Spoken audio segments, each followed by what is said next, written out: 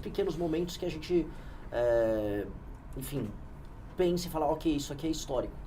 Então eu convidei ele para ser vice na hora. Foi basicamente sem nenhum planejamento, para basicamente, né, o desespero da minha coordenadora de campanha.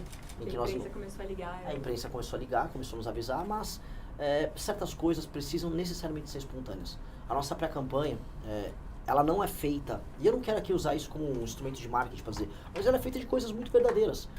Eu falo o que eu realmente penso sobre todos os assuntos que realmente nos interessam. Nós não estamos vendendo a mãe para tentar fazer o crescimento político que nós precisamos fazer. Nós ultrapassamos os governadores nas pesquisas justamente porque nós fazemos um enfrentamento ao Lula e ao Flávio de maneira clara. E eu acho que nesse instante todo mundo da imprensa já percebeu. Nós não adotamos a estratégia que, com todo respeito, os governadores Zema e Caio adotaram de ficar sempre na sombra lá do Flávio. O Flávio tem um ponto. O Flávio Bolsonaro não tem um ponto. O Flávio Bolsonaro tem apenas que devolver a casa lá na praia pro Richarlison.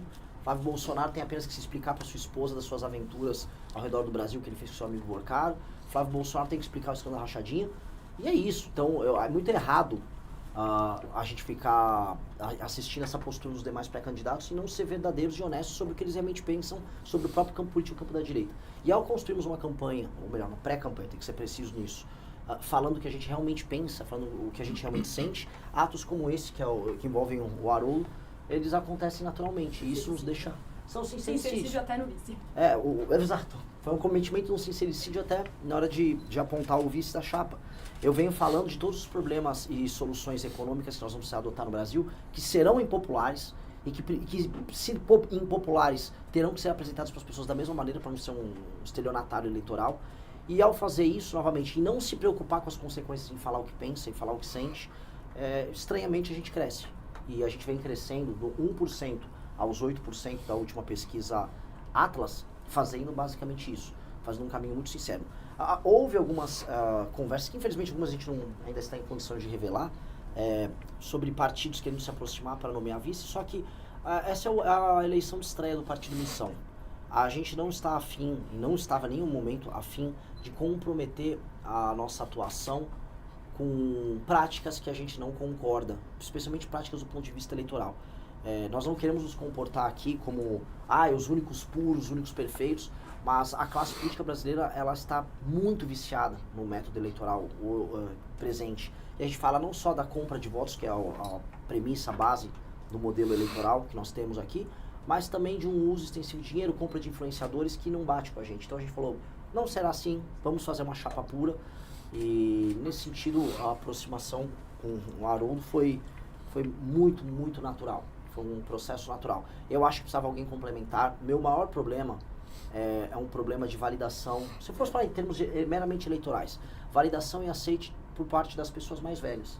As pesquisas nos mostram que há um gap de gênero, de sexo aqui, coloque o termo que preferir, mas quando a gente vai se aproximando das mulheres que realmente nos conhecem, a gente vai bem. O problema, de fato, é uma validação dentre as pessoas mais velhas, dado que eu sou um pré-candidato mais jovem e que desafia, em grande medida, os dois ídolos das pessoas mais velhas. O Lula, ele vai muito bem entre as pessoas com mais de 60 anos, e o Flávio Bolsonaro vai por causa do pai também, com as pessoas de 50 anos para cima. E o recado que está dado nisso é como se eu fosse um jovem desafiante junto aos ídolos dessas figuras. Então, uma figura como o do Haroldo é muito importante para mostrar que as pessoas mais velhas não precisam ficar presas a essa dicotomia. Os mais jovens, como a pesquisa Atlas mostrou, não estão presos. A dicotomia e a tal da polarização, quem quebrou fomos nós entre os mais jovens. E isso precisa ficar muito claro. Não foram nossos adversários, todas aquelas construções de Simone Tebet da última eleição, ou mesmo o desenho dos governadores, aquilo fracassou. O que a pesquisa Atlas, agora dessa última semana, nos mostrou dentre os mais jovens, quem nos conhece, nós quebramos a dicotomia. A dicotomia ela está morta e ela está sendo sepultada, e onde ainda existe a dicotomia, com o lulismo e o bolsonarismo ainda de pé, com pessoas que ainda não nos conhecem. Então, naturalmente, nós precisamos mostrar que há uma porta de saída para esses eleitores, que eles não precisam ficar presos no engano, que é o engano do lulismo, que é o engano do bolsonarismo. O Haroldo foi uma pessoa que esteve no PL, partido do Bolsonaro, ele fez de maneira autônoma sua transição até o nosso grupo político, e eu acho que isso isso serve como uma espécie de exemplo, eu diria uma espécie de paciente zero, né? Ele é o primeiro dos homens da geração dele, uma figura do universo militar, do sul do Brasil, uma figura com uma diferença de idade com relação a mim, que olha e faz uma escolha consciente sobre um caminho que as gerações mais novas já adotaram. Então, eu acho que isso é muito simbólico, eu acho que isso é verdadeiramente bonito, e aí isso vai nos ajudar com certeza a fazer com as gerações restantes que ainda precisam nos conhecer, o que nós já fizemos com os mais jovens, que é demolir a dicotomia Lula e Bolsonaro. Nós faremos isso de maneira clara. Passar a palavra, se quiser dar uma palavra aqui, e aí a gente abre para as perguntas com vocês, pode ser? Quando nós olhamos para o Renan... Obrigado. Quando nós olhamos para o Renan, olhamos e vemos um homem de 42 anos. Eu olho o Renan, vejo este homem de 42 anos, mas também vejo em ti, Renan, um espírito milenar. Intuo que nós estamos cercados por espíritos de luz, e não necessariamente só os corpos físicos aqui presentes. Dito isto, antes de prosseguir brevemente, quero saudar os colegas jornalistas aqui presentes. Tenho o privilégio de atuar desde 1987 como jornalista militar, convidado que fui para fazer o Jornal dos Cadetes da Brigada Militar do Estado do Rio Grande do Sul, e com uma produção profícua de jornais, livros e revistas. Fiz jornalismo na UBRA e depois na Uniriter. Então quero saudá-los nessa condição e elogiar, reconhecer os veículos da RBS e da Rede Record no Rio Grande do Sul, que trataram o lançamento pelo Renan da nossa pré-candidatura à vice-presidência da República com muito respeito e profissionalismo. Lendo a matéria do Correio do Povo e da Zero Hora Hoje, que me foi mandada por amigos do Rio Grande do Sul, eu fiquei muito emocionado com o respeito da imprensa. A responsabilidade que eu tenho como gaúcho é gigantesca. Eu não vou decepcionar os gaúchos e muito menos o povo brasileiro ao lado do Renan. E oro todos os dias para o povo brasileiro olhar com o respeito que nós olhamos para o Renan e ungí-lo com a presidência da República. Porque eu sinto no meu coração. O Renan não é a terceira via. O Renan, para mim, é o único caminho a ser seguido, pelo histórico do governo atual e o histórico do governo que eventualmente poderia ser exercido por Flávio Bolsonaro. Considerando o histórico político de ambos, onde a improbidade administrativa, usarei um termo genérico, ela foi vilipendiada. E quando eu olho para o Renan, e vou concluir agora, eu lembro do artigo 37 da Constituição Federal do Brasil. Lá estão elencados os princípios básicos da administração pública. E é fácil memorizá-los, porque a palavra alude à limpeza, limpe, legalidade, impessoalidade, moralidade, publicidade e eficiência. Lendo o que significa cada uma dessas palavras, eu vejo estas palavras amalgamadas no nosso pré-candidato à presidência da República. Então me perfilo e presto a minha continência garbosa e bem sincera à nação brasileira e ao próximo presidente do Brasil, com a permissão dos brasileiros que vão nos assistir. Presidente.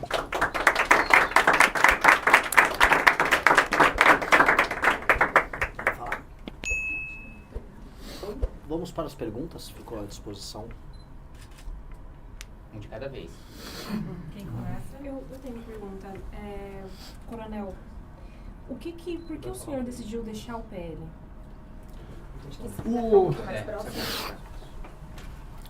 Em 2018, eu olhei a candidatura de Jair Bolsonaro contra tudo aquilo que nós estamos vivendo naquele momento do país e decidi apoiá-lo como eleitor.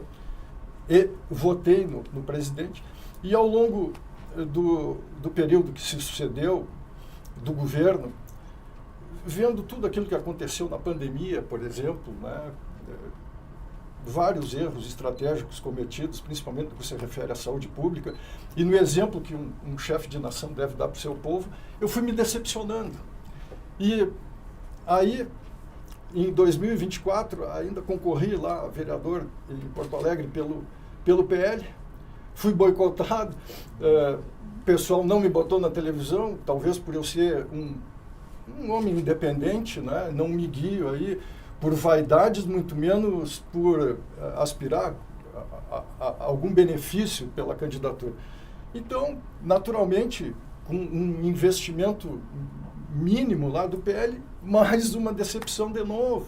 É só olhar a lista ali do que foi investido nos candidatos a vereador, vai ver que eu estou lá no fim da fila. E outros candidatos receberam, como está lá nas suas prestações de contas para serem conferidas, recursos muito generosos. Então, isso foi a gota d'água. Não reclamei, não sou de reclamar. Dada a missão cumprida, independente dos meios fornecidos. Aí vi o surgimento do Missão, agora, ano passado, um heroísmo e bravura, idealismo e destemor nessa juventude que o Renan reúne. Eu não pensei duas vezes, estava lá, gosto muito de animais, vivo resgatando cachorro na rua com a minha filha. Gostei. Fiquei feliz de saber que a Amanda também faz o mesmo. Tenho 10 cachorros que eu peguei abandonados na rua, 5 deles dormem ao redor da minha cama e me sinto muito protegido com eles. E por todas essas circunstâncias aí, eu vendo que o Missão tem esse DNA com a pureza que tem o Kim, perdoe-me, deputado, o atrevimento, eu lhe vejo, o senhor transpirando amor ao Brasil, bondade, principalmente pela sua descendência japonesa, que para nós é um paradigma de reconhecimento. Eu disse, vou lá me apresentar para o Missão, não vou só cuidar dos meus pet filhos aqui, de outras espécies, mas vamos lá ajudar esses moços e essas moças. Amanda Vettorazzo, Ana Ehring, falando contra facções criminosas. Olha a coragem das mulheres representantes do Missão, deputado Renan. Eu vou ficar lá na minha trincheira? Não, peguei, tirei o pijama, o pessoal em casa protestou um pouco, mas eu disse, não, eu vou lá me apresentar. Me apresentei, quis o destino que o Renan fizesse essa convocação agora. Eu tenho uma dúvida, eu tenho para os dois, na verdade, o senhor, há quanto tempo que o senhor está afiliado ao Missão e para o pré-candidato, para os dois também, assim, quais que serão as pautas prioritárias da chapa dos senhores? Eu vou responder a primeira pergunta e, naturalmente, o presidente tem muito mais legitimidade para falar sobre o restante da pergunta. O deputado Kim foi ao Rio Grande do Sul, dia 13 de abril, a juventude do Missão, lá no estado, me convidou, levei a minha filha, a Natália, 29 anos, também protetora de animais, tem um banho em tosa. O que me encantou, eu já estava bem influenciado pela minha filha, com 29 anos. Aí depois de ouvir ele falar, foi feito um chamamento ali, Alexandre, nosso chefe do Estado-Maior aqui, do grupo do Renan, fui lá, me apresentei, me alistei no Exército da Missão. Sobre a agenda de Brasil, eu sempre coloco em todas as últimas entrevistas, já nem ordem de prioridade, ordem de execução. Na transição, a gente precisa passar a PEC do equilíbrio fiscal, que em 10 anos economiza 3,3 trilhões de reais, porque a crise fiscal que o Brasil está entrando ela é assustadora. Vocês devem ter visto os dados do CAGED, a economia brasileira já começou a travar. Nós temos que fazer alterações nas leis penais, leis de execução penal, e trazer o que a gente chama de direito penal do inimigo para que o presidente da República, já a partir do dia 5 de janeiro, possa iniciar um combate muito duro com relação a facções, para permitir que os brasileiros possam andar na rua e usufruir da sua liberdade, que hoje é meramente nominal. Há uma sensação por parte de todos os brasileiros, em todas as viagens isso fica claro, de que nós não acreditamos mais que as coisas aconteçam aqui.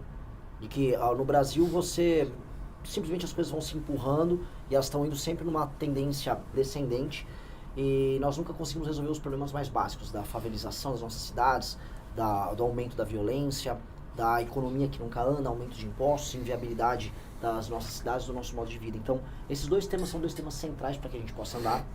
A agenda de competitividade, ou seja, reformas que mexam seja com a legislação trabalhista, investimentos na área de infraestrutura de estradas de rodagens, ferrovias, portos e energia, para que em 2 anos as atividades econômicas mais complexas possam acontecer no Brasil. Um realinhamento do Brasil dentro da política internacional, dentro de uma espécie de uma nova ordem global que China e Rússia China e Estados Unidos já estarão vivendo essa guerra fria, e a questão das terras raras tem que ser muito bem ponderada aqui, porque isso representa o posicionamento do Brasil nesse mundo. E, por fim, acho que seriam os 2 últimos anos do meu mandato, a lei de responsabilidade gerencial. Infelizmente, acho que é um tema muito grande para eu tratar aqui na coletiva, mas seria a verdadeira reforma política que o Brasil precisa para que o Brasil nunca mais fique na mão do centrão. Hoje o país ele vive um regime em que um centrão, que tem mais de 300 deputados federais e uma plétora de prefeitos espalhados pelo Brasil, essas pessoas vivem da compra de voto, criaram um sistema político inviável, e aí o Brasil, que fica inviabilizado, acaba dependendo de decisões de entidades anômalas como a STF, que se torna um verdadeiro poder executivo ou legislativo, dependendo do dia. Então, esta resposta política, que é a lei de responsabilidade gerencial, seria o grande legado que nós deixaríamos. Dei a ordem aqui, mas basicamente de prioridade, porque para resolver os problemas brasileiros vai precisar seguir essa ordem.